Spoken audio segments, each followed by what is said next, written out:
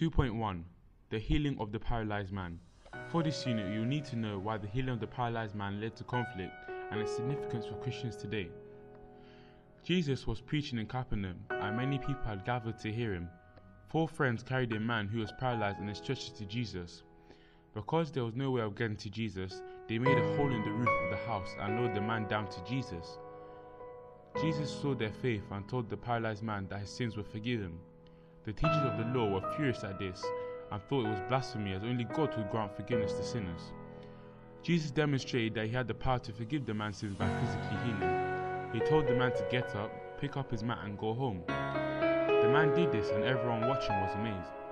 Key points you have to know for this unit are: faith is important in this story as it involves a commitment and dedication to getting the man healed. This is the only example in Mark's Gospel where Jesus claims to have the power to forgive sins.